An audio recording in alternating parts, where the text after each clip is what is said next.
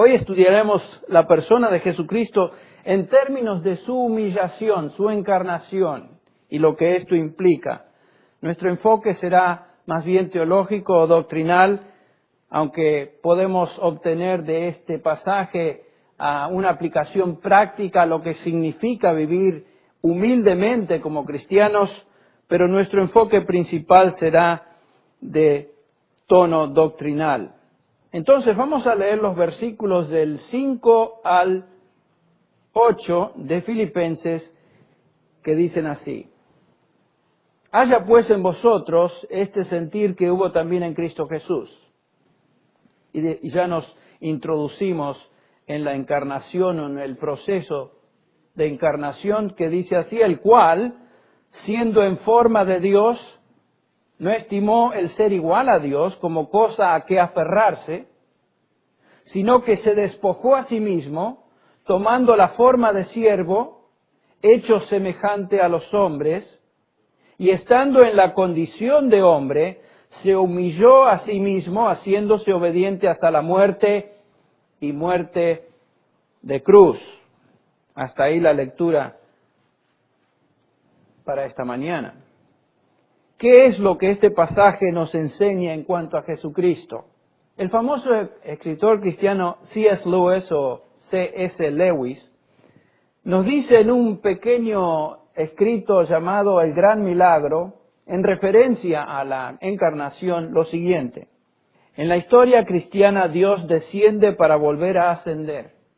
Él desciende de las alturas del ser absoluto al tiempo y al espacio, desciende a la humanidad, desciende aún más hasta llegar a las raíces mismas de la naturaleza que Él creó.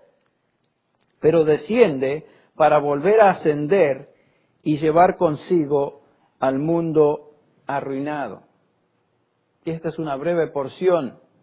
Estas palabras describen la encarnación, el milagro central del cristianismo, el hecho más maravilloso y grande de todo lo que Dios hizo. Este es el tema del pasaje que acabamos de leer, y en este pasaje encontramos el corazón, la esencia misma, el núcleo, el alma de la fe cristiana. El misterio supremo del Evangelio, la verdad más profunda de la revelación cristiana, es el hecho de que el Verbo se hizo carne y habitó entre nosotros. La afirmación más impresionante de la fe cristiana es que Jesús de Nazaret es Dios hecho hombre.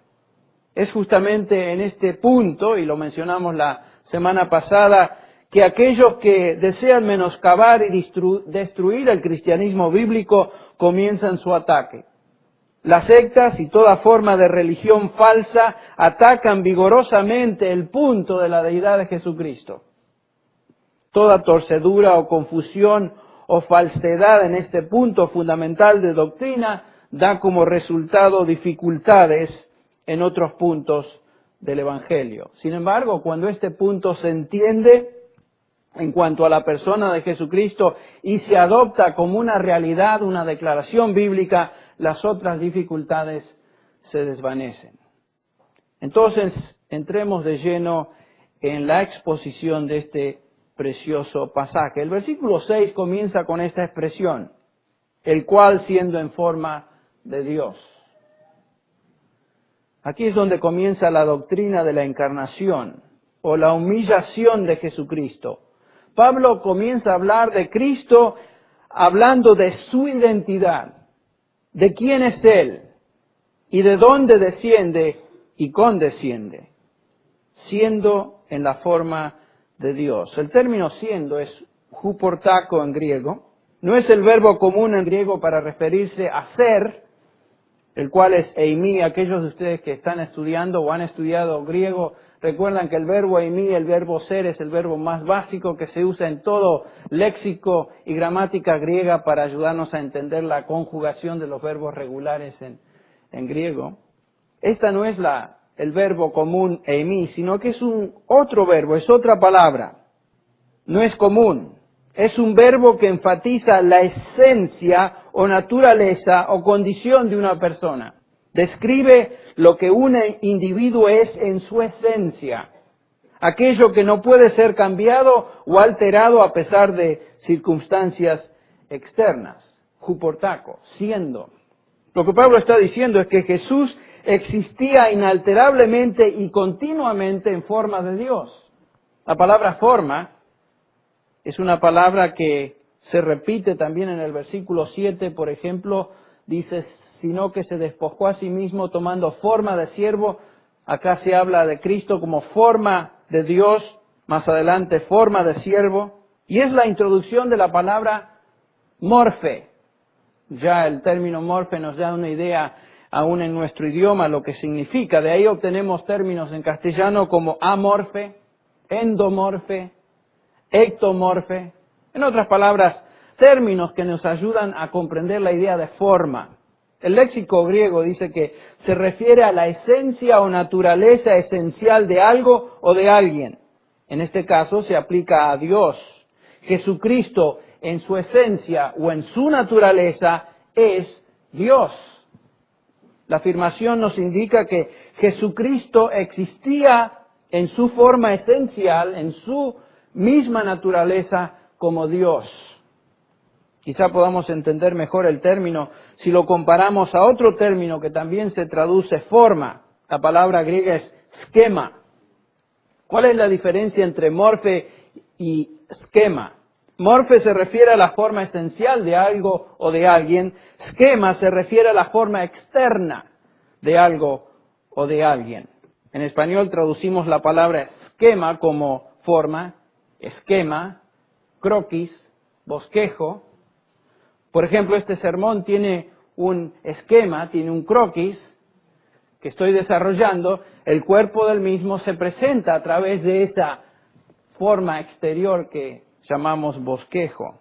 Cada uno de nosotros tenemos morfe y esquema. ¿A qué me refiero? Cada uno de nosotros somos por naturaleza, en nuestra esencia, seres humanos. Pero nuestro esquema, nuestro croquis, tiene diferentes presentaciones a través de nuestro desarrollo como seres humanos. Por ejemplo, cada uno de nosotros comenzamos como un embrio. Nuestro esquema inicial fue el embrio. Después fuimos un bebé. Después fuimos un niño. Después un adolescente. Después adultos. Un hombre, una mujer madura y después ancianos. ¿Verdad? Yo todavía estoy en el esquema de adulto. Algunos de ustedes se ríen porque me miran y dicen que ya estoy pasando al último, pero todavía me siento como que estoy en ese esquema, en ese formato exterior que es ser adulto. En nuestra naturaleza esencial siempre somos humanos. En nuestra forma física o externa variamos. Cuando Pablo describe a Jesús, está diciendo que Jesucristo en su forma esencial y naturaleza siempre existió como Dios. Siendo en la forma de Dios quiere decir ser igual a Dios. Los escritores bíblicos tienen mucho cuidado de presentar a Jesucristo en su identidad como Dios. Y esto es lo que las sectas, dijimos la semana pasada, a toda costa tratan de negar y refutar torciendo las Escrituras. Porque no hay otra forma de decir que Cristo no es Dios si uno tuerce las Escrituras. Los testigos de Jehová, los mormones, los unitarios y otras aberraciones de extracción arriana redefinen a Jesucristo y niegan su divinidad. Y por supuesto, negar la divinidad de Cristo, como dijimos, equivale a negar la fe cristiana. Uno no puede llamarse cristiano, no importa que use el nombre de Cristo o la Biblia, si uno niega a Cristo como Dios. Juan el apóstol comienza su evangelio bajo la inspiración del Espíritu Santo e introduce a Jesucristo desde su primer versículo como Dios. ¿Ustedes recuerdan? En el principio era el Verbo, y el Verbo era Dios, y el Verbo estaba con Dios, y el Verbo era Dios. En el principio Cristo existía en su eternidad como Dios, su eterna existencia. El Verbo estaba con Dios, Cristo era parte de la Trinidad, estaba en relación con el Padre. Y por último dice, y el Verbo era Dios, en su esencia era Dios. Él estaba en el principio con Dios, todas las cosas fueron hechas por medio de Él, y sin Él nada de lo que ha sido hecho fue hecho. En Él estaba la vida, y la vida era la luz de los hombres. Cristo también era el autor de la vida, el autor de todo lo que existe, el creador de todo. En el versículo 14 Juan nos dice que el Verbo, por supuesto refiriéndose a Jesucristo, se hizo carne. En Juan 8:58 Juan presenta a Jesucristo como aquel que existía antes de Abraham. Ustedes recuerdan que Jesús les dijo, en verdad os digo, antes que Abraham naciera, yo soy. Y ahí usa el ego eimi, es una referencia al nombre personal de Dios en el Antiguo Testamento, Yahweh. Ustedes recuerdan que cuando Moisés fue enviado por Dios a liberar al pueblo de Egipto, Moisés hace la pregunta, ¿y quién les diré que me envía?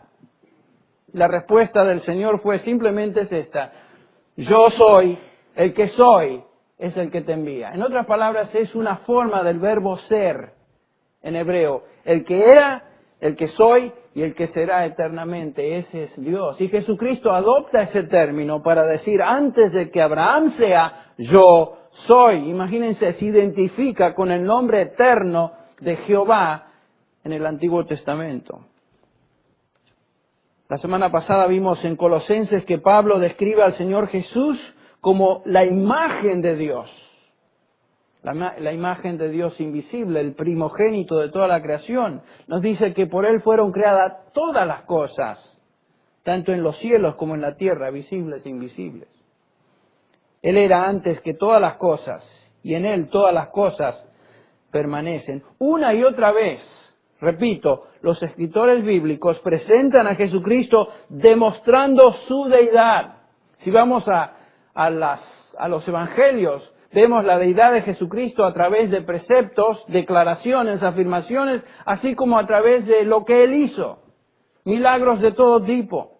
Resucitó a muertos, sanó enfermos, reprodujo o creó cosas como peces, pan, piernas, ojos. Jesucristo es el creador. Jesucristo es Dios.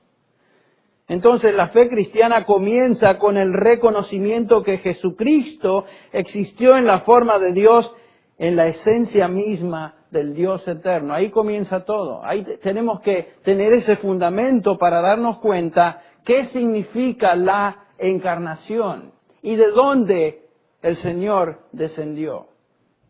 Ahora sí, volvamos a Filipenses 1:6. Y vamos a notar los varios pasos descendentes de Jesucristo en camino a la encarnación.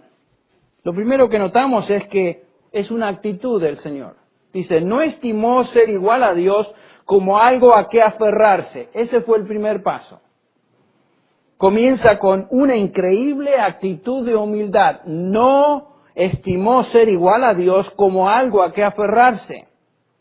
¿Qué quiere decir el apóstol? Bueno, la palabra igual es la palabra griega isos, que quiere decir igual en tamaño, cantidad, identidad, número, medida. En otras palabras, está hablando de algo idéntico. No estimó ser igual a Dios, ser idéntico a Dios como algo a que aferrarse. Ustedes recuerdan en la escuela primaria, yo me acuerdo de la escuela primaria cuando estudiamos geometría. Y uno de los nombres que siempre se me quedó en la mente, y la raíz la encontramos en esta palabra, es Isósceles. Y ese no era el primo de Aristóteles, como algunos piensan. Isósceles es la descripción de un triángulo cuya característica es que ambos lados son exactamente ¿qué? Iguales. He aquí su nombre, isósceles. Dos partes del ángulo totalmente idénticas. Y aquí Pablo nos dice que Jesús era igual a Dios, isos a Dios, y sin embargo no tomó eso como algo a que aferrarse. Es interesante ver cómo las sectas tratan de negar esto. Tratan de negar el hecho de que Jesucristo siempre declaró ser Dios, igual a Dios. Ellos lo niegan, pero es imposible llegar a esa conclusión cuando leemos en los evangelios, por ejemplo, que Cristo declaró ser Dios, y eso es exactamente lo que los enemigos de Jesucristo entendieron.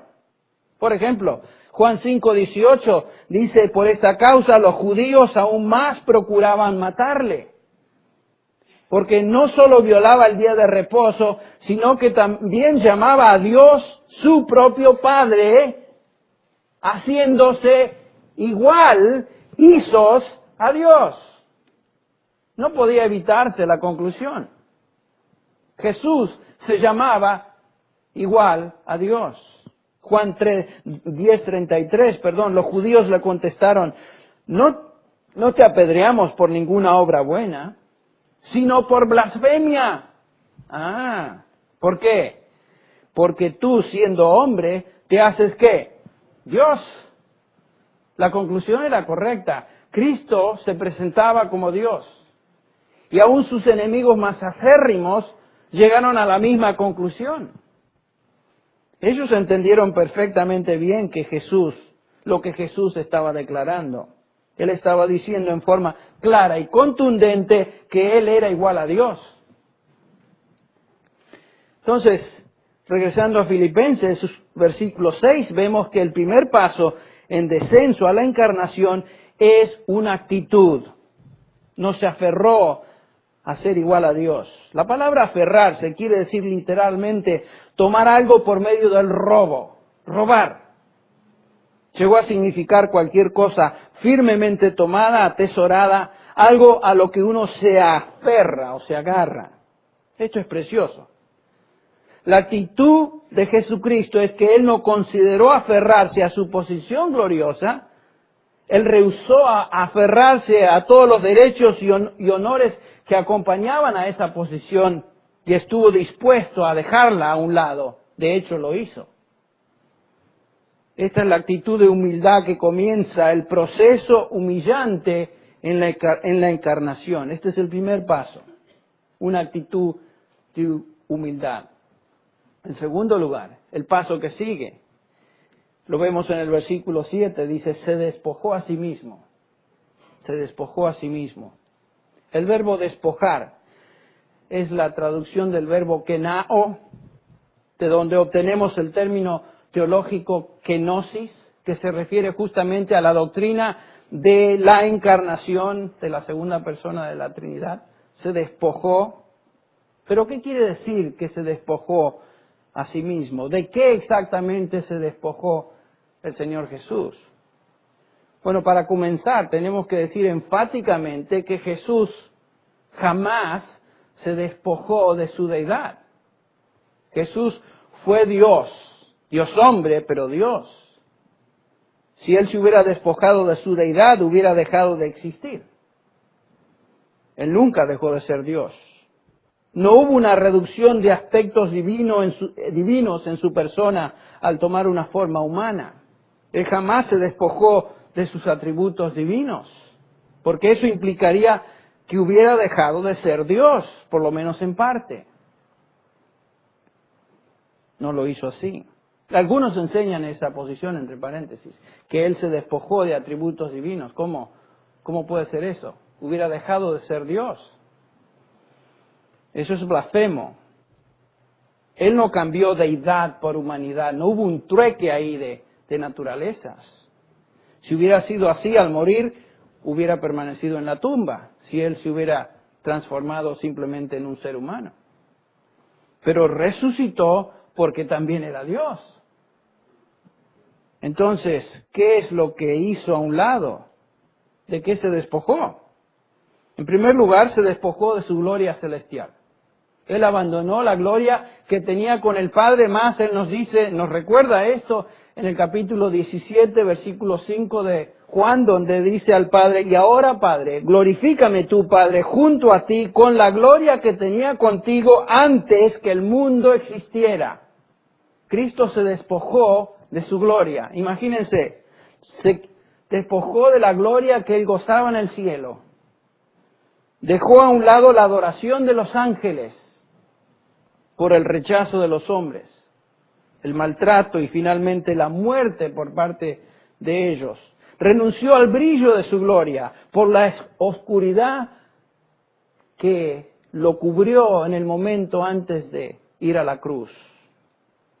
En segundo lugar, Cristo se despojó del ejercicio de su propia voluntad a ser un siervo obediente. Una frase muy interesante en Hebreos capítulo 5, versículo 8 es la siguiente. Aunque era hijo, aprendió obediencia por lo que padeció. Juan 5:30, el Señor Jesús dice, yo no puedo hacer nada por iniciativa mía. Como oigo, juzgo, y mi juicio es justo, porque no busco mi voluntad, sino la voluntad de aquel que me envió. En otras palabras, Cristo se despojó de su propia voluntad independiente. Se sometió, aprendió la obediencia. En tercer lugar, Jesús dejó a un lado o se despojó de sus prerrogativas divinas. En otras palabras, se limitó, escuche bien, se limitó en el uso de sus atributos. No es que los perdió, los usó intermitentemente, de vez en cuando. Por ejemplo, en el caso de la omnisciencia, el hecho de que Dios conoce y sabe todo, notamos que a veces el Señor Jesús aparentemente no sabe algo. Y más nos dice en Mateo 24:36, pero de aquel día y hora nadie sabe nada, ni siquiera los ángeles del cielo, ni el Hijo, sino solo el Padre. En ese momento está indicando que algo es algo que él no sabe. Pero en otras ocasiones demuestra conocimiento sobrenatural reconocible. Por ejemplo, él sabía lo que estaba en el corazón del hombre. Juan 2:24, pero Jesús, por su parte, no se confiaba a ellos porque conocía a todos y no tenía necesidad de que nadie le diera testimonio del hombre, pues él sabía lo que había en el hombre. Solamente Dios puede hacer eso, saber lo que está en el corazón del hombre. Jesús sabía el pasado de la mujer samaritana, por ejemplo, sin que ella le explicase nada. Juan capítulo 4, respondió la mujer sorprendida y dijo, no tengo marido. Y Jesús le dice, bien has dicho, no tengo marido, porque 5 maridos has tenido y el que ahora tienes no es tu marido. En eso has dicho la verdad. Se me hace que eres profeta. Profeta, sí. No solamente eso, era Dios hecho carne. Por supuesto, él sabía lo que había pasado. Lo que vemos es que Jesús se limitó o restringió en el uso de sus atributos divinos, tales como la omnisciencia, que aquí vemos. En cuarto lugar, Cristo renunció a sus riquezas personales. Abandonó sus riquezas. Acuérdense, si miramos la vida de Jesucristo y cómo Él vivió en la pobreza. Totalmente. 2 Corintios 8:9 dice, porque conocéis la gracia de nuestro Señor Jesucristo, que siendo rico, lo que Él dejó, sin embargo, por amor a vosotros se hizo pobre, para que vosotros, por medio de su pobreza, llegaseis a ser, ¿qué? Ricos. Él dejó sus riquezas y se hizo pobre. Cristo se despojó entonces de sus riquezas eternas, que eran suyas, y se hizo absolutamente pobre. ¿De qué más se despojó el Señor Jesús?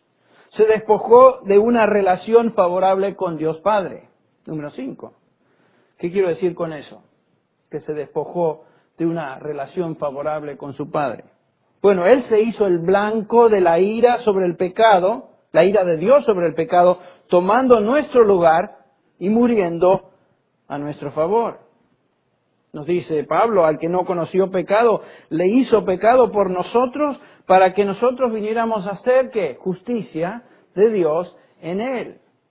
En ese momento Jesucristo había perdido una relación favorable, especialmente cuando fue clavado en la cruz y experimentó la distancia más profunda y angustiosa que jamás haya experimentado de su padre cuando exclama, Dios mío, ¿por qué me has desamparado?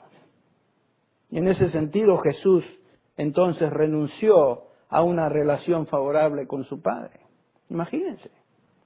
Entonces Cristo se despojó a sí mismo, se despojó de su gloria celestial, renunció a la autoridad independiente, dejó a un lado el uso de sus atributos, se hizo pobre por nosotros y finalmente se despojó de una relación favorable con su Padre cuando llevó nuestros pecados en la cruz. Pero a pesar de todo eso, escuche, nunca dejó de ser Dios. Nunca. 100% Dios y 100% hombre. Ahora es interesante que en ese proceso de despojarse no solamente dejó a un lado ciertas cosas, sino que agregó algo a eso en ese despojo. Fíjense, el versículo 7 dice que tomó la forma de siervo. Tomó la forma de siervo. Tomen la palabra otra vez, tomando la forma, morfe, la esencia de algo o de alguien. Jesús tomó la forma de un siervo, de un esclavo. El profeta Isaías, hablando de Jesucristo, del Mesías que iba a venir en el capítulo 52 y 53 de Isaías, habla del siervo, el siervo sufriente. Ustedes recuerdan, en el versículo 13 del capítulo 52 dice, he aquí mi siervo, hablando de Cristo, prosperará, será enaltecido, levantado y en gran manera exaltado, el versículo 14, de tal manera que muchos se asombrarán de ti, pueblo mío. Así fue desfigurada su apariencia más que la de cualquier hombre y su aspecto más que el de los hijos de los hombres. Y continúa el pasaje hablando de un varón experimentado en quebranto, etcétera, etcétera. Un siervo, un esclavo, se volvió en la forma de siervo. Él vino al mundo como rey, Señor, heredero por linaje del trono de David, Dios hecho carne, pero sin recibir ningún privilegio a pesar de quién era. Vino y se hizo siervo. Nadie le dio nada. No tuvo tesoro alguno. No tuvo casa propia. No tuvo tierra que pudiera llamar suya. No tuvo ventajas.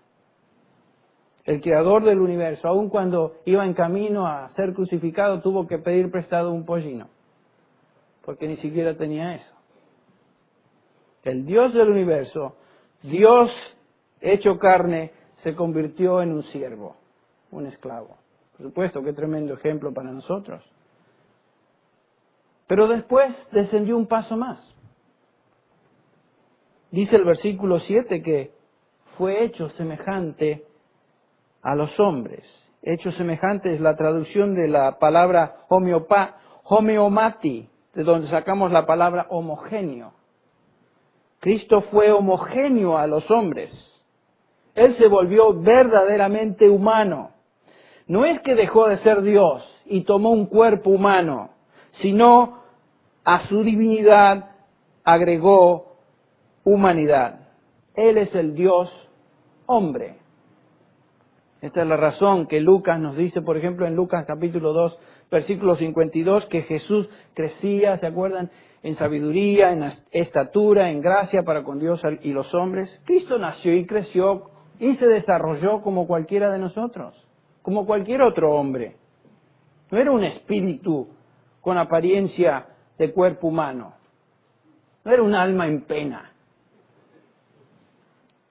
sino que era de carne y huesos como el resto de los hombres. Gálatas 4:4 nos dice, pero cuando vino la plenitud del tiempo, Dios envió a su Hijo nacido de mujer. O sea, nació como usted y yo. Colosenses 1:22 nos dice Pablo, sin embargo, ahora Él os ha reconciliado en su cuerpo de carne mediante su muerte. Su cuerpo era de carne. Hebreos 2:14 nos dice que, así que por cuanto los hijos participan de carne y sangre, Él igualmente participó también de lo mismo, la misma carne y sangre que nosotros tenemos. Él fue en todo como nosotros, nos dice Hebreos 2:17, por tanto tenía que ser hecho semejante a sus hermanos en todo. ¿Quiénes son sus hermanos? Sus hijos, los creyentes. ¿Con qué propósito? A fin de que llegara a ser un misericordioso y fiel sumo sacerdote en aquellas cosas que a Dios atañen, para hacer propiciación por los pecados del pueblo. Con una gran diferencia, por supuesto. Él fue igual a nosotros, mismo cuerpo, la misma sangre, igual que nosotros, pero con una suprema diferencia, y ella es que Él jamás pecó, Hebreos 4:15, porque no tenemos un sumo sacerdote que no se pueda compadecer de nuestras flaquezas, de nuestras tribulaciones, de nuestras angustias. Venía en camino manejando acá y estaba pensando en eso, pensar que Jesucristo experimentó el mismo tipo de aflicción y dolor y cansancio y sueño y tristeza y llorar que tú y yo experimentamos, pero con una gran diferencia. Fue tentado en todo, como nosotros, pero sin pecado. Es lo que nos dice Hebreos. Cristo descendió tomando la forma de siervo, un esclavo hecho semejante a los hombres. Y en el versículo 8 encontramos el paso siguiente en su humillación, en su descendencia. Él desciende a otro paso, estando en la condición de hombre. Aparentemente o a primera vista parece ser una repetición de la frase anterior, hecho semejante a los hombres. Sin embargo, no lo es. Aquí Pablo se enfoca en la humillación de Cristo desde el punto de vista de los hombres que lo vieron, la gente, sus contemporáneos. La palabra es aquí esquema, ¿recuerdan? Esquema. Y es la traducción hecho semejante a, esquema. Esta palabra se refiere a la forma externa de algo o de alguien. Esto es todo lo que sus contemporáneos vieron, a un hombre común. No notaron nada más acerca de él. No vieron que era mucho más que un hombre. Esto es parte de su humillación. Pensaron de él como un simple hombre. A pesar de que Cristo había hecho tantos milagros y portentos delante de ellos, después de que Él declaró que era Dios, después de que Él vivió una vida incomparable delante de esta gente, solo podían decir, bueno, conocemos a su padre, el carpintero, conocemos a su madre, conocemos su familia, ¿cómo dice haber salido de dónde? ¿Venir de dónde? Del cielo. Eso era humillante, después de haberlo observado, después de haber visto quién era Él y haber escuchado de su boca quién era Él, decían, este es un hombre cualquiera. Ese es humillante, eso es humillante. Solo lo veían como a cualquier otra persona. Sus mentes estaban oscurecidas por el pecado, reconocieron su humanidad, pero no vieron su deidad. No solo lo trataron como a un hombre, sino como a un criminal. Dios, el creador del universo. ¡Qué humillación! Como si esto fuera poco, Jesús desciende un paso más. Versículo 8 también. Se humilló a sí mismo. Se humilló a sí mismo. Bueno, esto lo vemos. Cristo ya estaba humillado. No se aferró a sus derechos, se despojó a sí mismo, se hizo hombre, sufrió como todos los hombres, sintió todo lo que nosotros sentimos, con la excepción del pecado, y los hombres solo vieron en Él un ser humano. Todo esto hubiera sido suficiente, pero se humilló a sí mismo. Podemos observar esto en su juicio. La experiencia que Cristo sufrió durante el juicio después de que fue entregado por Judas. ¿Recuerdan? Él fue juzgado como un criminal. Fue entregado, juzgado como un criminal, lo acusaron falsamente y lo juzgan en un juicio que fue francamente una farsa. Fue algo cómico. Se burlan de él, lo golpean, lo forzan a arrastrar su propia cruz por las calles de Jerusalén, le arrancan la barba, le escupen, lo tratan como basura, el Dios del universo, y no responde una palabra. ante todo esto. Solamente cuando Pilato le pregunta, ¿eres tú el rey de los judíos? Simplemente Jesucristo en ese momento responde, tú lo dices. Es todo lo que dijo. Y lo acepta todo, en humillación. Cuando pudiera con el aliento de su boca destruir instantáneamente a cada uno de estos insolentes enemigos, que eran monigotes. Sin embargo, no lo hace. Se humilló a sí mismo. Pero vemos que aún desciende un paso más. Se hizo obediente hasta la muerte. Él podría haber detenido todo, ¿saben? Podría haber dicho, basta, ya termina. Destrozado a sus acusadores y jueces y demandar que le reconocieran por lo que él era. Pero no lo hace, no lo hace. Y Pablo nos dice que su humillación lo llevó a la muerte. Ser ejecutado es suficientemente humillante, pero noten el énfasis que el apóstol Pablo hace por el Espíritu Santo, inspiración del Espíritu Santo. Su muerte no fue una muerte común, dice que fue muerte ¿de qué? De cruz. Ese es un paso aún más bajo. Aquí es donde Jesucristo en su proceso descendente toca fondo. Ya no hay más. Su muerte a manos de pecadores. Muerte en una cruz, la cual era reservada para el peor de los criminales. Era una muerte cruel, dolorosa, denigrante. Los judíos odiaban esta muerte, odiaban el método, porque ya sabían que en Deuteronomio, ustedes recuerdan, el capítulo 21-22, decía, maldito aquel que cuelga ¿de dónde? De un madero. Y a eso se refiere Pablo en Gálatas capítulo 3, versículo 13, cuando dice, Cristo nos redimió de la maldición de la ley, habiéndose hecho maldición por nosotros, porque escrito está, maldito todo aquel que cuelga de un madero, referencia a Deuteronomio 22.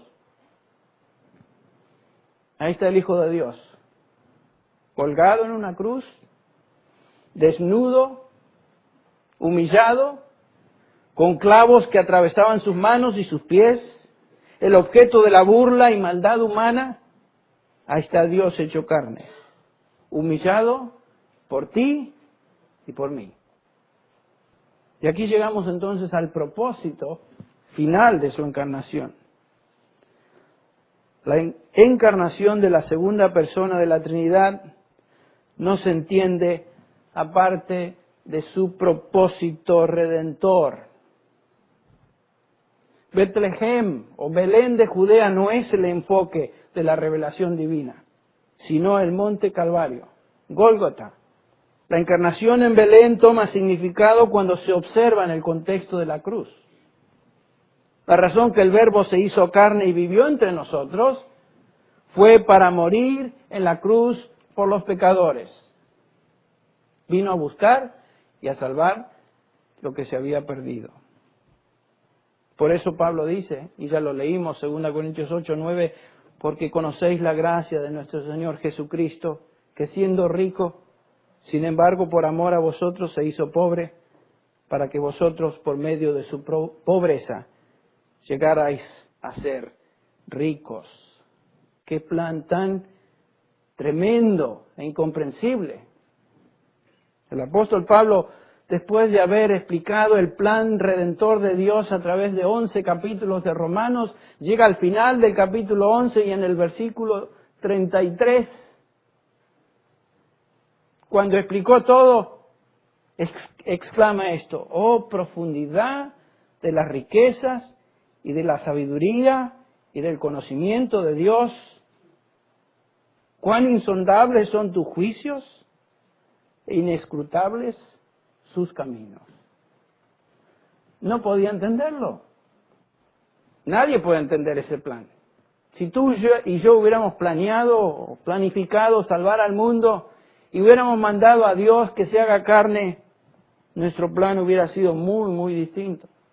Jamás hubiéramos permitido que Dios sea humillado. Nunca hubiéramos permitido que Él descendiera a lo más bajo. no hubiéramos permitido que Él pase por ninguno de estos pasos de los cuales hablamos esta mañana. ¿Y saben qué? ¿Cuál sería el resultado de ese plan nuestro? Les digo, no seríamos salvos hoy. Ese sería el resultado. Sin duda, como dice Isaías, como son más altos los cielos que la tierra, así son sus pensamientos más altos que nuestros pensamientos y sus caminos más altos que nuestros caminos. No podemos entender el plan de la encarnación, el plan redentor de Dios. No lo podemos entender. Sus caminos son realmente inescrutables. Si lo pudiéramos entender, seríamos Dios. ¿Sabe? Dios nos revela su voluntad y simplemente nos dice, cree. No trates de entender todo. No vamos a poder, jamás. Dios vino y se humanó, se despojó a sí mismo, se identificó con los pecadores, se humilló a sí mismo, permitió que lo sacrificaran y murió en una cruz como nuestro sustituto. Dios, hecho carne. Ahora, ¿cuál es nuestra respuesta? ¿Cuál es tu respuesta hoy?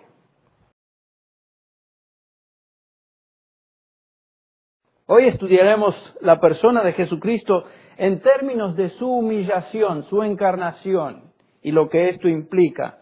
Nuestro enfoque será más bien teológico o doctrinal, aunque podemos obtener de este pasaje una aplicación práctica a lo que significa vivir humildemente como cristianos, pero nuestro enfoque principal será de tono doctrinal. Entonces vamos a leer los versículos del 5 al 8 de Filipenses que dicen así. Haya pues en vosotros este sentir que hubo también en Cristo Jesús.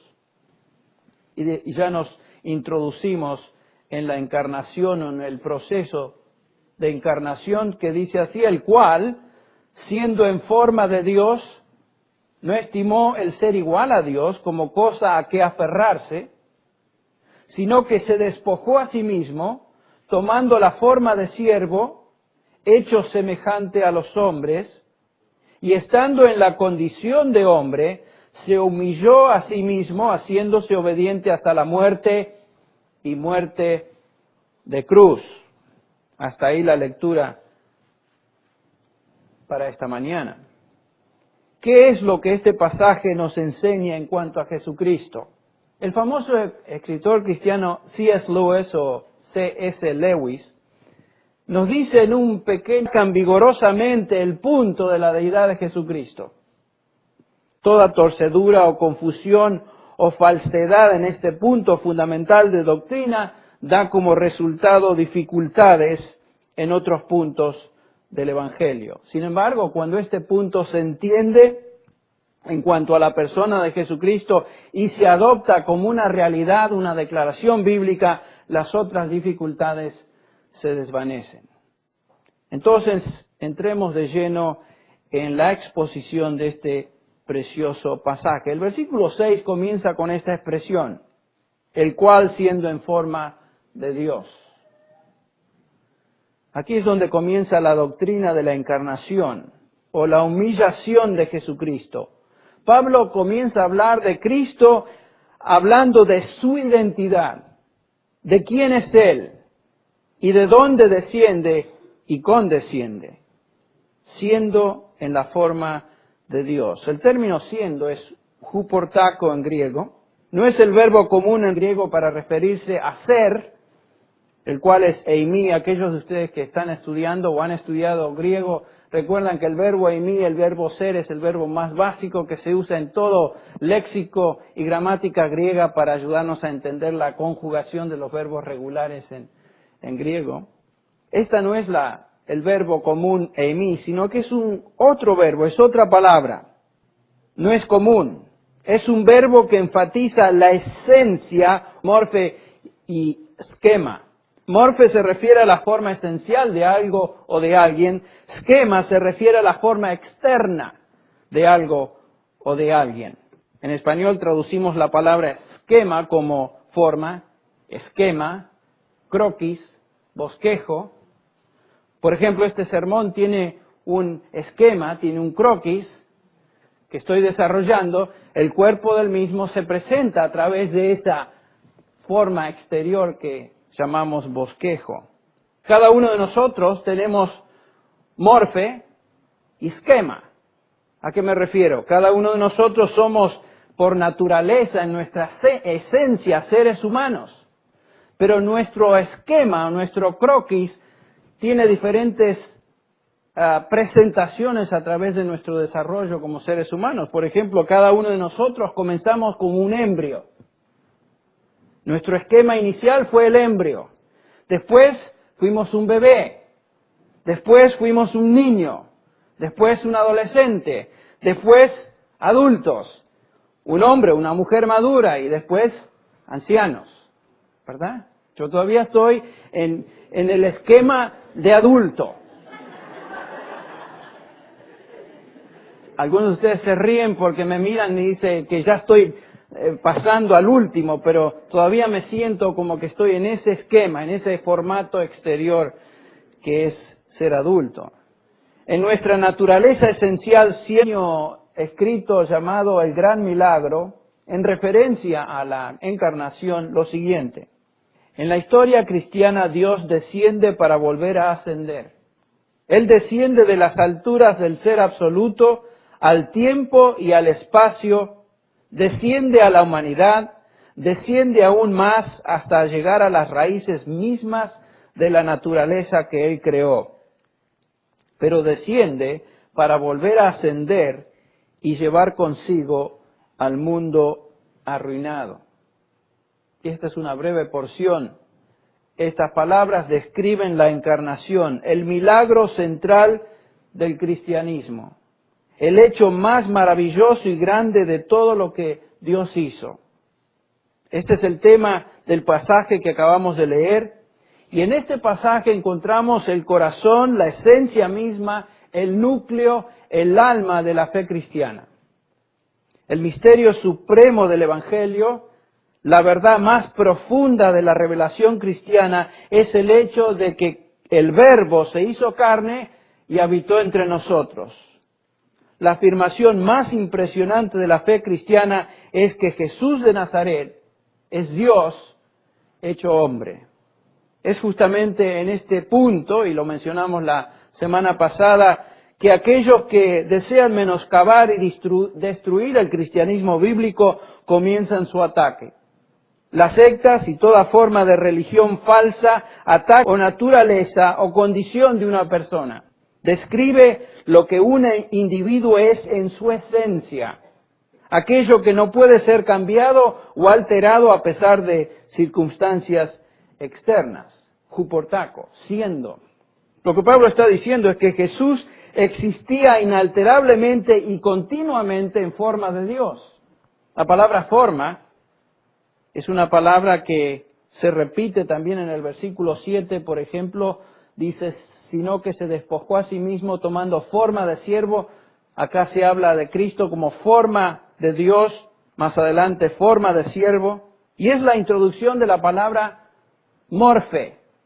Ya el término morfe nos da una idea, aún en nuestro idioma, lo que significa. De ahí obtenemos términos en castellano como amorfe, endomorfe, ectomorfe.